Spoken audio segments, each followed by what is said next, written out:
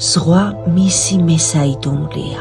მხოლოდ ტალღებს ანდობს თავის გულის ტკივილს. ბავშვობაში ბევრჯერ დამცინავი მზერა იგრძნო პლაჟზე მოთამაშე ბავშვებისგან და მას შემდეგ ცდილობს ისეთ სანაპიროზე გავიდეს, სადაც ხალხი ნაკლებად არის. მისი თვალებიც სხვისფერია. იქნებ სწორედ ამიტომ შეიყვარა ზღვამაც ეს ბიჭი, რომელიც დაბადების წუთიდან დღემდე ჯოჯოხეთურ ტანჯვაშია. ნიკას ოცნებაა ერთხელ მაინც შევიდეს ზღვაში, თუნდაც მუხლამდე წყალში. ერთხელ მაინც იგრძნოს მისმა სხეულმა მოლევლივე ტალღები, მაგრამ ამ წყეული ყავარჯნების გარეშე ეს არ გამოსდის. ნიკას დაბადებიდან ხერხემალზე მალთაშუა დისკის თიაქარი ჰქონდა. 6 თვის ასაკში ოპერაცია ჩაუდარდა, თუმცა ფაქტად რჩება. მას სიარული არ შეუძლია. ჩერნოვეცკის ფონდის კორესპონდენტმა და ნიკამ ფერადი კენჭები შეაგროვეს ზღვის სანაპიროზე. მერე კი სურვილი ჩაიფიქრეს და ზღვის ტალღებს გაატანეს კენჭები, ოცნებების ასრულების იმედად.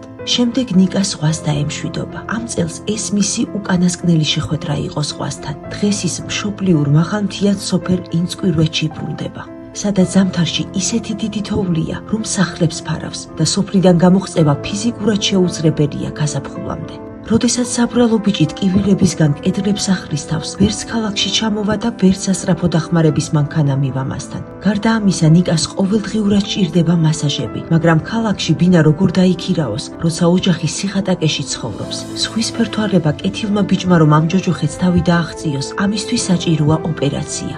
ოპერაციამდე კი თურქი ექიმები ელოდებიან გამოკვლევებისთვის.